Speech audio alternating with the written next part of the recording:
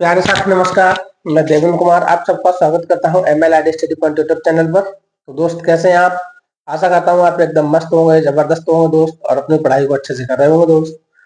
जैसा कि आपको पता है, हम लोग RRB ग्रुप डी के लिए प्रैक्टिस सेट कर रहे हैं और आज करेंगे हम लोग प्रैक्टिस सेट नंबर 7। इससे पहले दोस्त 6 कर चुके हैं।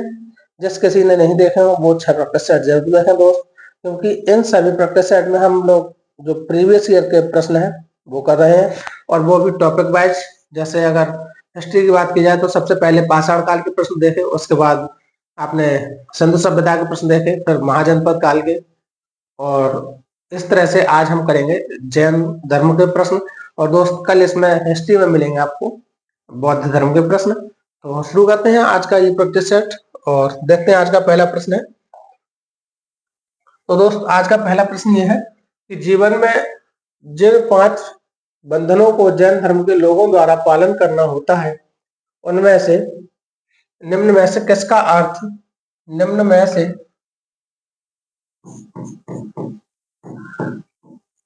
निम्न में से किसका अर्थ गैर अभिग्रहण है? गैर गैर अभिग्रहण का मतलब क्या है दोस्त? गैर अभिग्रहण का मतलब है जो अपने पास कुछ ना रखे। तो यहाँ पे ब्रह्मचर्य ब्रह्मचर्य की जो होता है वो तो आप जानते हैं क्या है। अपरिग्रह, अस्तेय और अहिंसा। अहिंसा का मतलब है दोस्त किसी की हत्या ना करना, किसी की हत्या ना करना। अस्तेय का मतलब है दोस्त चोरी ना करना, चोरी ना करना।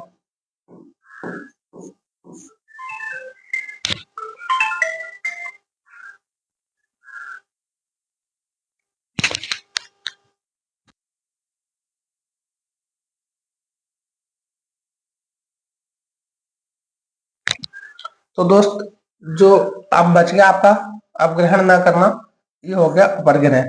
इसका मतलब होता है कि धन संचित ना करना या किसी वस्तु का संचय ना करना, इकट्ठा ना करना। ठीक है दोस्त, अगला प्रश्न है डैश का पवित्र व्यक्ति माना जाता है जिसने जैन धर्म को उसका वर्तमान स्वरूप दिया। तो दोस्त जो महावीर स्वामी जी हैं, इनको ऐसा माना जाता है कि इन्होंने जैन धर्म को वास्तविक रूप दिया था। इसके अगर संस्थापक की बात की जाए तो संस्थापक तो भगवान ऋषभ देव थे, लेकिन इसमें जो 24 में तीर्थंकर थे, कितने दोस्त? 24 में। तो 24 में जो तीर्थंकर थे और यही अंतिम तीर्थंकर थे, इन्हें उन्होंने जैन धर्म को स्थायी रूप दिया या वास्तविक संस्थापक के रूप में जाना जाता है। ऋषभ देव ये पहले तीर्थंकर थे, फर्स्ट। दोस्त इन्हीं को हम कहते हैं संस्थापक, संस्थापक भी कहते हैं। और दोस्त इन्हें कहते हैं हम वास्तविक संस्थापक। क्या? वास्तविक संस्थापक। दोस्त जो ऋषभ देव थे, इनके 2 बेटे थे। एक का नाम था बाहुबली, बाहुबली, और एक का नाम था भरत। क्या नाम था दोस्त? भरत। तो जो बाहुबली है, इनकी एक मूर्ति बनी हुई है, मूर्ति बनी हुई है कहाँ पे? श्रवणबेल गोला में।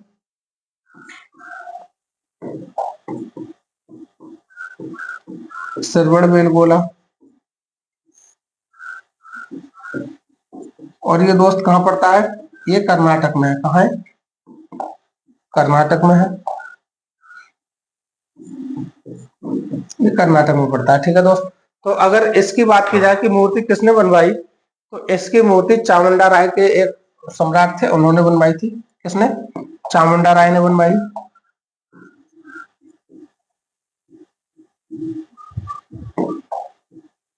चामुंडा राय ने बनवाई।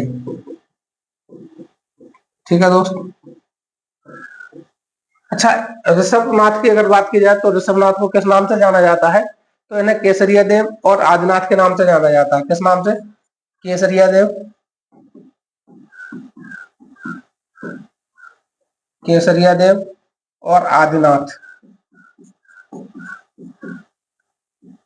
ये इनके उपनाम है। दोनों क्या है दोस्त? ये इनके उपनाम है। ठीक है, चलते हैं अगले प्रश्न की ओर।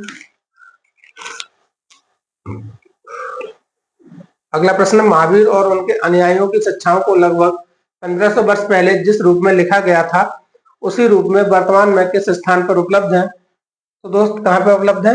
ये गुजरात के वल्लभी में, गुजरात के वल्लभी में आज भी उसी रूप में ये सारी शिक्षाएं उपलब्ध है। तो दोस्त अगर महावीर स्वामी की बात की जाए तो महावीर स्वामी का जन्म, महावीर स्वामी, अगर इनके बारे में थोड़ा सा जानेंगे, जन्म 540 बीसी, 540 बीसी में कहां पे? कुंडग्राम।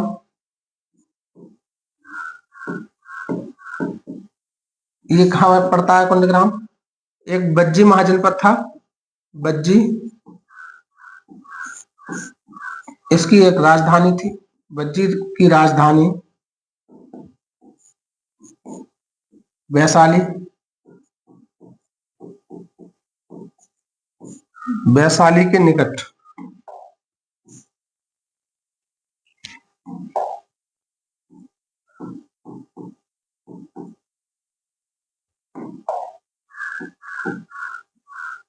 वैशाली के निकट पड़ता है। दोस्त अगर इनकी मृत्यु की बात की जाए, मृत्यु, तो मृत्यु 468 बीसी में ये पावापुरी में हुई थी, पावापुरी में। दोस्त अगर इनके पिता की बात की जाए तो पिता सिद्धार्थ,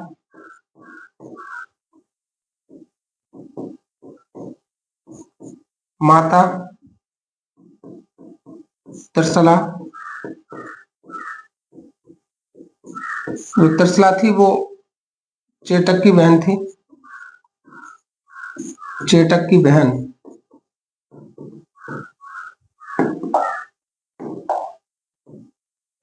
तो दोस्त चेटक कौन था? चेटक लिच्छवी का राजकुमार या लिच्छवी का शासक, लिच्छवी का शासक था। तो दोस्त इनके जो पिता थे ये यात्रक कुल के थे, जात्रक कुल कहते हैं, जात्रक कुल। दोस्त अगर इनकी बेटी की बात की जाए तो इनकी एक बेटी थी, बेटी का नाम है अनुज्या प्रियदर्शनी।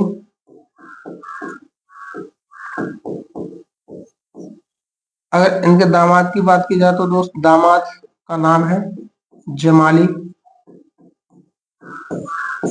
दोस्त इनका जो दामाद है जमाली, यही पहले अनुयायी हैं जिन्होंने जैन धर्म को अपनाया। मतलब यह है कि महावीर स्वामी ने अपना जो पहला उपदेश दिया था, पहली दीक्षा किसी को दी तो वो अपने दामाद जमाली को ही दी थी। ठीक है दोस्त, तो इन महावीर स्वामी ने पहला उपदेश कैसे दिया? अपने दामाद जमाली को, और जमाली महावीर स्वामी के पहले अनुयायी बने थे।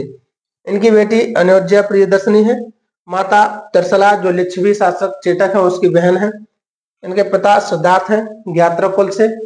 इनका जन्म 540 बीसी में, 540 ईसा पूर्व।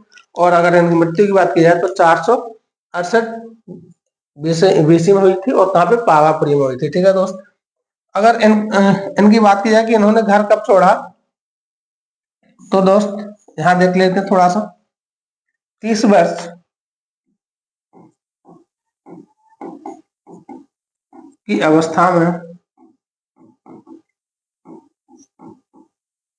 घर छोड़ा।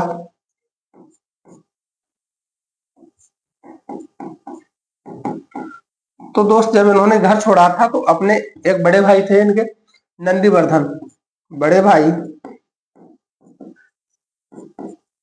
बड़े भाई नंदीवर्धन की आज्ञा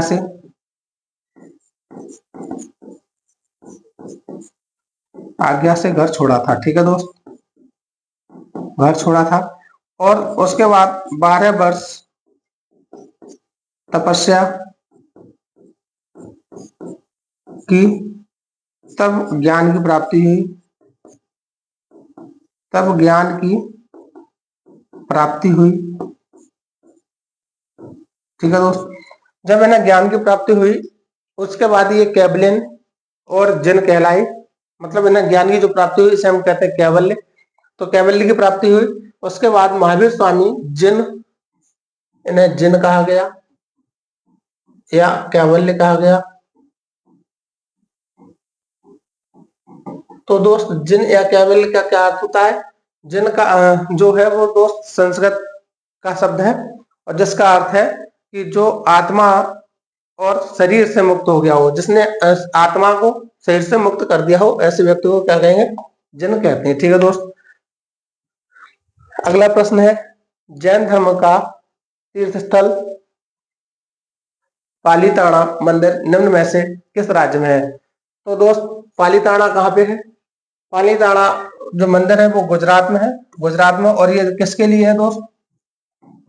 तो ये भगवान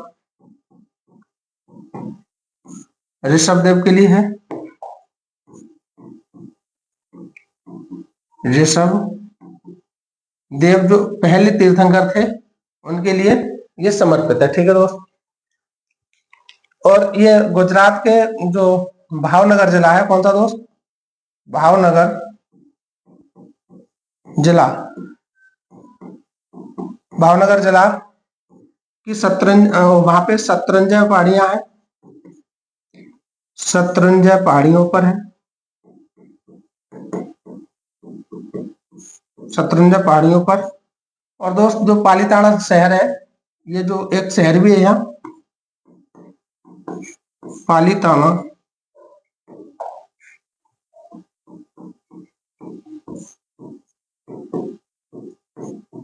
पालीताना शहर को मंदिरों का शहर भी कहते हैं, मंदिरों का शहर कहा जाता है।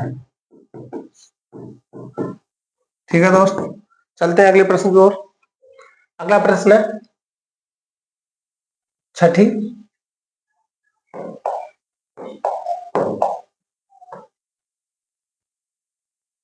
6वीं शताब्दी ईसा पूर्व के प्रारंभ में भगवान महावीर का जन्म निम्नलिखित में से किस स्थान पर हुआ था?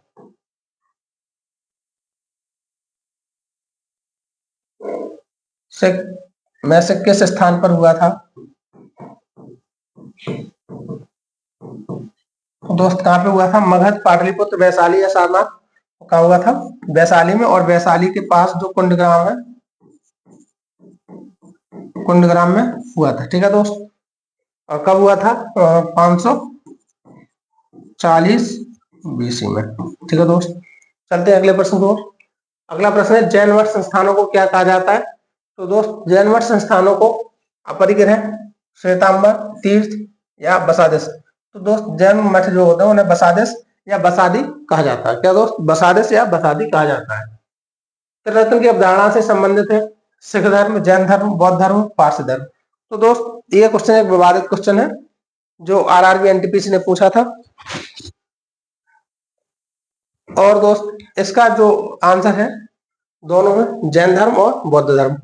जैन धर्म में अगर बात की जाए त्रिरत्न कौन कौन से? तो सम्यक ज्ञान, सम्यक ज्ञान, सम्यक दर्शन और सम्यक आचरण। ये दोस्त जैन धर्म है उसके त्रिरत्न है। और बौद्ध धर्म की बात की जाए तो बौद्ध धर्म में संगम, पहले बुद्ध, संघ और धम्म। तो ये कितने हैं इसके? दोस्त बौद्ध धर्म के हैं। तो जब ये दोनों आंसर थे तो आरआरबी एनटीपीसी ने इस क्वेश्चन को कैंसिल किया था और सबके लिए जैसा कि प्रावधान है कि कॉमन अंक दिया जाए या क्वेश्चन कैंसिल कर दिया जाए, तो सबके लिए कैंसिल कर दिया था। ठीक है दोस्त, अगला प्रश्न है निम्नलिखित में से अनुसरण किए जाने वाले धर्म एवं पवित्र पुस्तक की कौन सी जोड़ी संगत है? इस्लाम की पवित्र पुस्तक कुरान है, ये ठीक है। सिख धर्म गुरु ग्रंथ साहिब है सिख धर्म का, ये भी ठीक है। ईसाई धर्म की बाइबल है, ये भी ठीक है। तो दोस्त जैन धर्म का उपनिषद है, जैन धर्म का उपनिषद नहीं है, जैन धर्म के जो होती है पवित्र पुस्तक उसे हम आगम कहते हैं। क्या? आगम कहते हैं। ठीक है दोस्त। अगला प्रश्न, शब्द श्वेतांबर से जुड़ा हुआ है। तो दोस्त दो समिति हुई थी, दो संगीति या समिति हुई थी जैन धर्म की। तो पहली जो संगीति हुई थी वो 300 बीसी में हुई थी, 300 बीसी में। दूसरी जो हुई थी वो 512 बीसी में हुई थी, 512 बीसी में। और दोस्त जो पहली हुई थी वो कहाँ पे हुई थी? तो दोस्त अगर पहली की बात की जाए तो पहली पाटलिपुत्र में हुई थी। कहाँ पे? पाटलिपुत्र। और दूसरी वैशाली में हुई थी। और दोस्त अगर पहली के अध्यक्ष और दूसरी के अध्यक्ष की बात की जाए तो पहली के अध्यक्ष कौन थे, एक बार आप बताएं। पहली के अध्यक्ष थे स्थूलभद्र। कौन थे? स्थूलभद्र। और दूसरे के थे देवर्षि क्षमाश्रवण।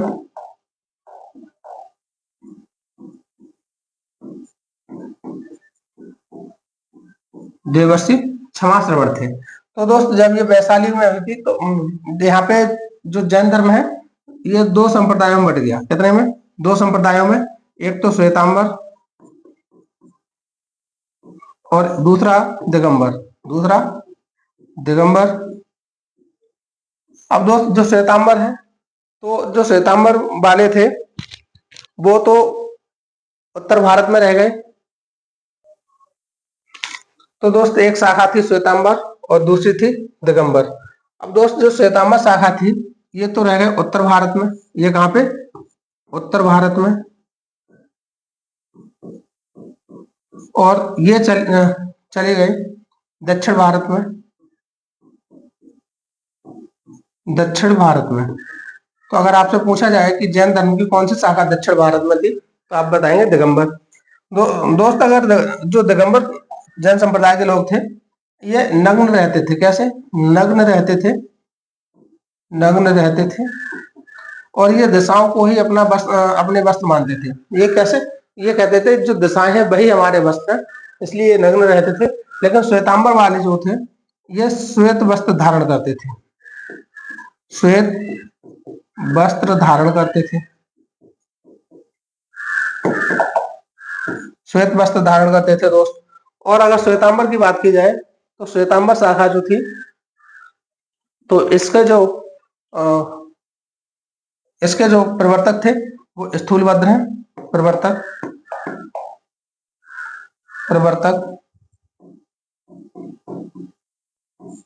स्थूलभद्र। और दोस्त दिगंबर शाखा के प्रवर्तक हैं भद्रबाहु। तो दोस्त जो भद्रबाहु हैं इन्होंने अपनी एक बुक भी लिखी है और उस बुक का नाम है, इनकी बुक है कल्पसूत्र। और यही बुक है जिससे हमें जैन धर्म के बारे में जानकारी मिलती है। ठीक है दोस्त। तो आगे चलते हैं अगले प्रश्न पे। और आज का हिस्ट्री का लास्ट प्रश्न है, महावीर स्वामी का जन्म कहाँ हुआ था? तो दोस्त महावीर स्वामी का जन्म कुंडग्राम में हुआ था। कहाँ पे हुआ था? कुंडग्राम में। लुम्बिनी में किसका हुआ था? भगवान बुद्ध का जन्म हुआ था। पावापुरी में इन्हें निर्वाण प्राप्त हुआ। निर्वाण या फिर मृत्यु। ठीक है दोस्त। और कुंडग्राम में जन्म। ठीक है। चलते हैं अगले प्रश्न पे।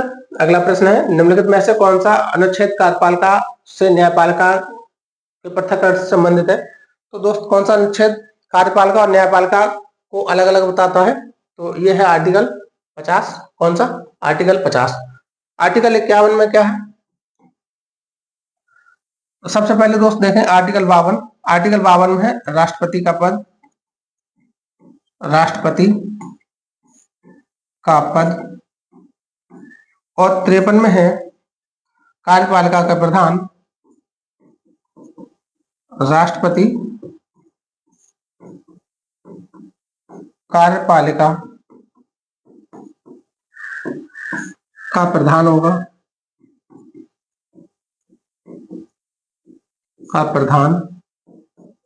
होगा, ठीक है दोस्त। 50 में आपका क्या, कार्यपालिका और न्यायपालिका का पृथक्करण। 51 में दोस्त अंतरराष्ट्रीय शांति बनाए रखना।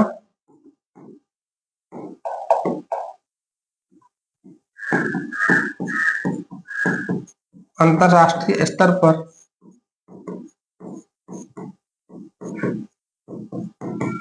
शांति व्यवस्था बनाए रखना, ठीक है दोस्त। तो ये हो गया इसका सही जवाब ए 50, आर्टिकल 50 में कार्यपालिका का न्यायपालिका से पृथक्करण। दोस्त अगर इसकी बात की जाए थोड़ी सी, तो ये कहाँ है, तो सबसे पहले हम देखेंगे संविधान के बारे में क्या क्या है। संविधान के भाग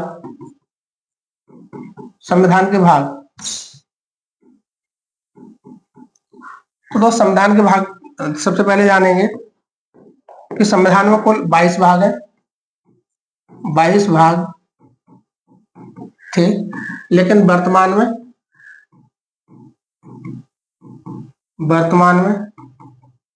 25 भाग हैं। ये किसमें थे दोस्त, मूल संविधान में थे। मूल संविधान में। अब दोस्त अगर देख लें तो भाग 1 में क्या है, भाग 2, 3, 4 यहां तक देखेंगे तो सबसे पहले है भारत का क्षेत्रफल या भारत राज्य का क्षेत्रफल।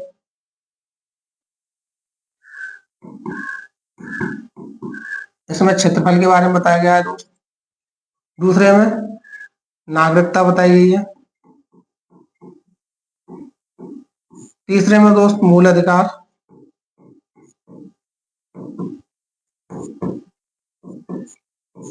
और चौथे में दोस्त नीति निर्देशक तत्व है, राज्य के नीति निर्देशक तत्व।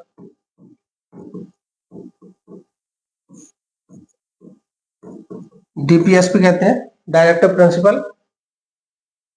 तो दोस्त इसमें जो आर्टिकल कितने आएंगे, तो भाग 1 में आर्टिकल 1 से लेकर आर्टिकल 4 तक होगा।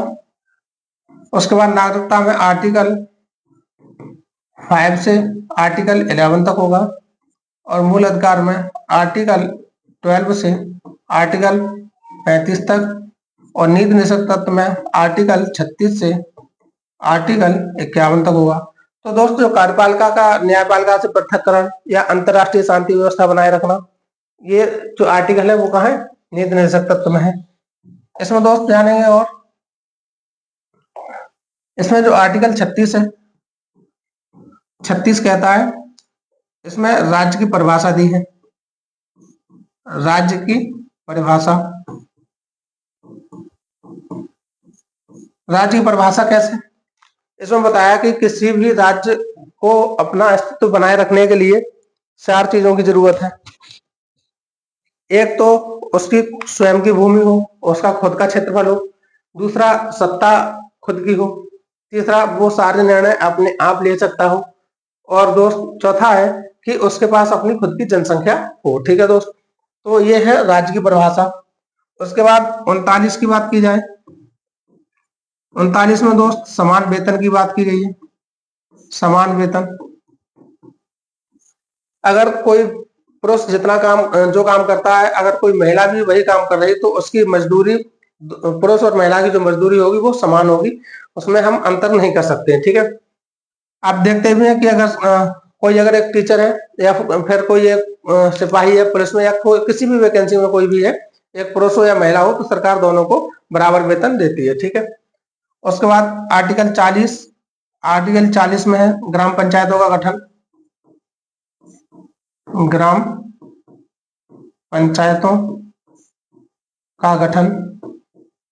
ठीक है दोस्त, आर्टिकल अगर 44 की बात की जाए तो आर्टिकल 44 में है समान नागरिक संहिता, समान नागरिक संहिता, समान नागरिक संहिता। उसके बाद आर्टिकल 48, आर्टिकल 48 में है जो विश्व धरोहर की चीजें हैं, विश्व धरोहर या विश्व विरासत,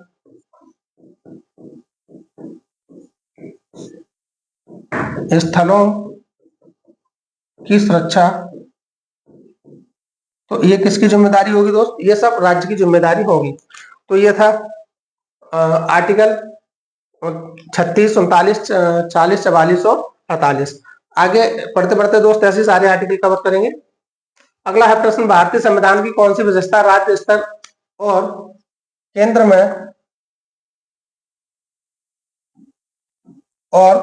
में सरकारों के अस्तित्व को संदर्भित करती है? तो दोस्तों इसका सही जवाब कौन सा हो जाएगा? संघवाद। संघवाद क्या है?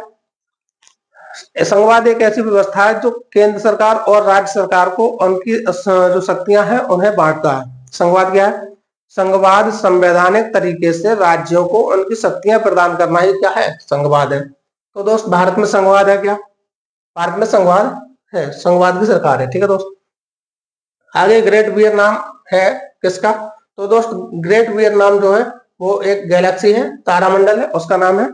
और किस तारामंडल का नाम है? तो ये है सप्तर्षि तारामंडल,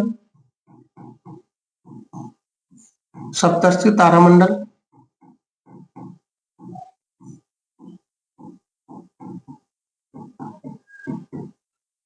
दोस्तों सप्तर्षि तारामंडल है ये आपके चैत्र, वैशाख, ज्येष्ठ, आषाढ़, श्रावण और भाद्रपद के महीने में उत्तर दिशा में दिखाई देता है। किस दिशा में? उत्तर दिशा में दिखाई देता है।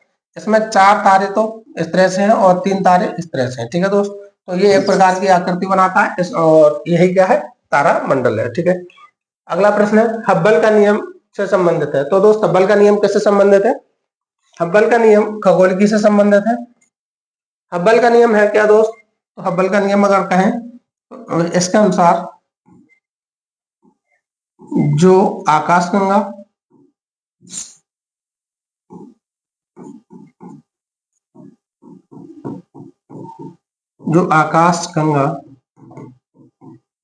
हमसे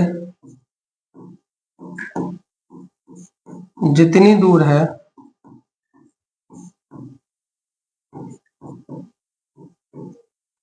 वह हमसे उतनी ही तेजी से दूर होती हुई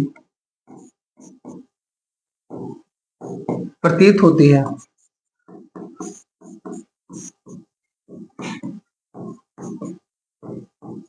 तो दोस्त हब्बल का नियम यह है कि अगर कोई गैलेक्सी हमसे जितनी दूर है, अगर जैसे अगर हम बात करें यहाँ से मिल्की वे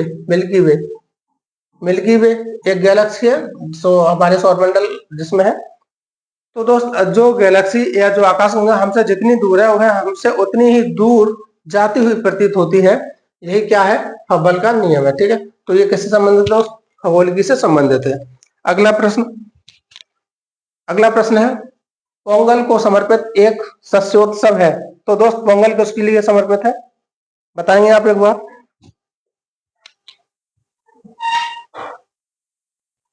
तो दोस्त पोंगल की बात की जाए तो पोंगल सूर्य देवता को समर्पित है। किसे समर्पित है? सूर्य देवता को समर्पित है। इसमें क्या होता है, जब धान की फसल अच्छी होती है तो धान की फसल कटाई के बाद ये पोंगल उत्सव मनाया जाता है और ये दोस्त तमिलनाडु में मनाया जाता है, तमिलनाडु में मनाया जाता है, तमिलनाडु में। और दोस्त ये जैसे उत्तर भारत में मकर संक्रांति मनाई जाती है, मकर संक्रांति जो 13 और 14 जनवरी 13 और 14 जनवरी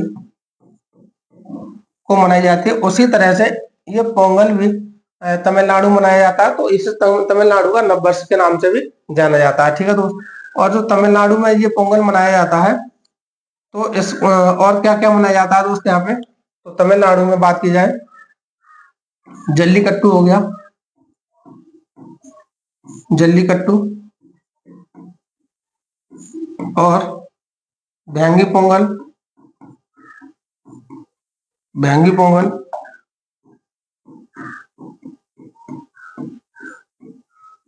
मट्टूकल पोंगल, मट्टूकल पोंगल। और दोस्त और क्या क्या मनाया जाता है यहाँ पे तमिलनाडु में? तो दोस्त थाईपुसम, पुथांडु, मामल्लपुरम, थाईपुसम, पुथांडु,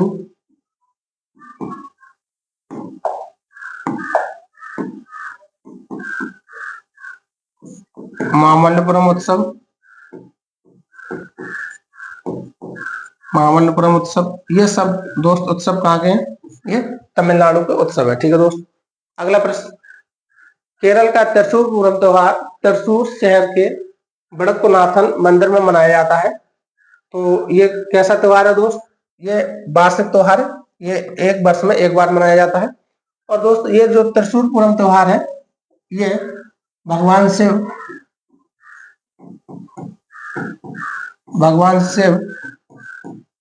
और माता पार्वती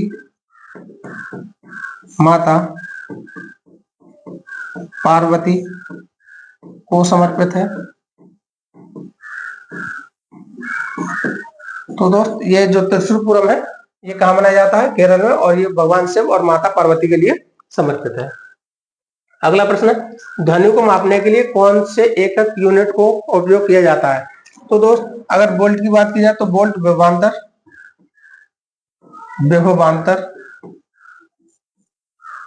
ओम प्रतिरोध, प्रतिरोध का मात्रक है, हर्ट्ज आवृत्ति का मात्रक है। अब क्या बच गया? डेसिबल। तो दोस्त डेसिबल किसका मात्रक है? ध्वनि का मात्रक है। और अगर WHO के अनुसार बात की जाए तो कितने डेसिबल तक की ध्वनि मानव के लिए ठीक है? तो दोस्त 45 डेसिबल तक की ध्वनि, कितने? 45 डेसिबल तक की ध्वनि जो है मानव के लिए उचित है, उचित। और दोस्त अगर इससे ऊपर बढ़ेंगे तो 75 डेसिबल से ऊपर की ध्वनि को मानव के लिए ये कैसी खतरनाक है? मनुष्य के लिए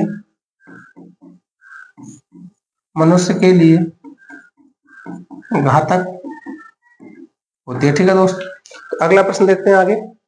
अगला प्रश्न है प्रणाली, एसआई प्रणाली। कौन सी दोस्त? एसआई प्रणाली में प्रतिबल की माप इकाई क्या है? तो दोस्त एसआई प्रणाली में प्रतिबल की माप इकाई क्या है? किलोग्राम पर semi square, newton, newton metre पर मीटर स्क्वायर, या वॉट? तो दोस्त इसका सही जवाब हो जाएगा न्यूटन पर मीटर स्क्वायर। प्रतिबल क्या होता है दोस्त? प्रतिबल जो होता है आंतरिक बल बट्टे क्षेत्रफल। तो दोस्त बल का यूनिट क्या है? न्यूटन, और क्षेत्रफल का क्या है? ए स्क्वायर, मतलब एरिया का क्या हुआ? Metre square. क्या है दोस्त? Metre square. तो ये क्या बन गया? न्यूटन पर मीटर स्क्वायर। ठीक है, इसका सही जवाब हो जाएगा option number C is the right answer. अगला प्रश्न है, कौन सा नियम कहता है कि रासायनिक अभिक्रिया में द्रव्यमान को ना तो उत्पन्न किया जा सकता है और ना ही नष्ट किया जा सकता है? तो दोस्त यह द्रव्यमान संरक्षण का नियम है। द्रव्यमान संरक्षण का नियम कहता है कि किसी भी रासायनिक अभिक्रिया में द्रव्यमान को ना तो उत्पन्न किया जा सकता है, ना ही नष्ट किया जा सकता है, बस उसे एक से दूसरे रूप में बदला जा सकता है। दोस्त द्रव्यमान संरक्षण का नियम दिया किसने था? तो एक साइंटिस्ट है, लेवोइसियर भी कह देते हैं, तो इन्होंने ये दिया था। ठीक है दोस्त, और ये जो है जैसे कोई रासायनिक अभिक्रिया है, रासायनिक अभिक्रिया में इधर उत्पाद बनते हैं और इधर अभिकर्मक होते हैं। तो दोस्त जो अभिकर्मक का द्रव्यमान होगा वही उत्पादों का भी द्रव्यमान रहेगा। तो इसी को कहते हैं कि जो अभिकर्मक द्रव्यमान संचरण का नियम ये कहता है कि किसी भी अभिक्रिया में अगर कोई संतुलित अभिक्रिया है तो उसमें अभिकर्मक के द्रव्यमान और उत्पाद का द्रव्यमान आपस में बराबर होंगे। ठीक है दोस्त, तो यही क्या है, द्रव्यमान संचरण का नियम है। अगला प्रश्न है, एक रासायनिक प्रक्रिया के दौरान अभिक्रियाओं और उत्पादों के द्रव्यमानों का योग अनपरिवर्तित रहता है, इसे क्या कहते हैं? तो दोस्त इसी को द्रव्यमान संरक्षण कहते हैं। अर्थात यह है कि जो अभिकर्मक है और उत्पाद है, इसका द्रव्यमान और इसका द्रव्यमान आपस में बराबर होंगे या कभी भी नहीं बदल सकता है ये। ठीक है दोस्त, अगला प्रश्न है, ओकोंजोलॉजी किस बीमारी के उपचार से जुड़ा हुआ है? तो दोस्त ओकोंजोलॉजी किससे? ये कैंसर से जुड़ा हुआ है ओकोंजोलॉजी। अस्थि सुसरता, ये दोस्त क्या, अस्थि सुसरता ये होता है एक बार जब क्या होता है कि उम्र जब बढ़ती है तो उम्र के साथ हड्डियों में जो कमजोरी आती है, तो हड्डियों में कमजोरी का जो रोग होता है वही होता है अस्थि सुसरता। मधुमेह क्या है दोस्त? मधुमेह डायबिटीज, ये लंबे समय तक रक्त में उच्च शर्करा रहे तो क्या हो जाता है मधुमेह। और ये क्या, जो पैनक्रियाज होता है, अग्नाशय होता है दोस्त, अग्नाशय की जो बीटा सेल होती हैं, बीटा सेल से उत्पन्न इंसुलिन की कमी से होता है, इंसुलिन की कमी से होता है। दोस्त जो अग्नाशय है इसमें बीटा सेल जो होती हैं, बीटा कोशिकाएं जो होती हैं, इनसे उत्पन्न होता है इंसुलिन। अगर इंसुलिन का उत्पादन कम होने लगे तब दोस्त डायबिटीज हो जाता है, मधुमेह हो जाता है, क्योंकि इंसुलिन जो होता है वो रक्त से शर्करा को अलग कर देता है। वृक्क संबंधी विफलता क्या है दोस्त? इसमें क्या है, जो किडनी होती है वो कमजोर होने लगती है, तब इसे कहते हैं वृक्क संबंधी विफलता। ठीक, अगला प्रश्न है, कवक विज्ञान क्या है? तो दोस्त कवक विज्ञान कुकुरमुत्ता के अध्ययन को क्या कहते हैं? कवक विज्ञान या फाइकोलॉजी कहते हैं। ठीक है दोस्त, फाइकोलॉजी।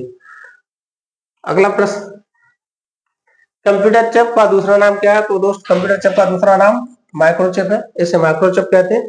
सीपीयू कंप्यूटर का मस्तिष्क, कंप्यूटर का मस्तिष्क कहते हैं।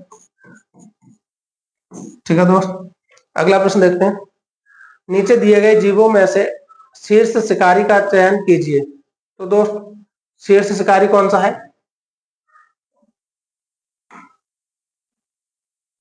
ये तो सारे ऑप्शन ही गलत है दोस्त, ऐसे छोड़ देते हैं आज, इसे कल शामिल कर लेंगे। अगला प्रश्न है, जीवों का निम्न में से कौन सा समूह अन्य पौधों पर जीवों को मारे बिना उनसे पोषण प्राप्त करता है? तो दोस्त यह पूछा गया कि किस समूह में सारे परजीवी दिए गए हैं, तो ये है ऑप्शन नंबर ए, जो फीताकृमि, जिसे रेड टेपिज्म कहते हैं, फीताशाही, और उसके बाद जोंक, अमरबेल। ठीक है दोस्त, तो जो फीताकृमि, जोंक और अमरबेल ये सब क्या है? ये सभी परजीवी हैं जो जिस किसी पौधे पर निर्भर करते हैं उसको मारे बिना या जिस जीव पर निर्भर करते हैं उसको मारे बिना अपना भोजन ग्रहण कर लेते हैं, तो यह है जू, फीताकृमि, जोंक और अमरबेल। तो दोस्त ये रहा आज का प्रैक्टिस सेट। कैसा लगा एक बार कमेंट के माध्यम से जरूर बताएं दोस्त। अगर अच्छा लगा हो तो एक बार वीडियो को लाइक करें, शेयर करें दोस्त, और अगर चैनल पर नए हैं तो चैनल को सब्सक्राइब करें। मिलते हैं अगली नई क्लास में नए प्रैक्टिस सेट के साथ 8 बजे, तो जुड़े रहिए MLI स्टडी पॉइंट के साथ। तब तक के लिए बहुत बहुत धन्यवाद, नमस्कार, जय हिंद।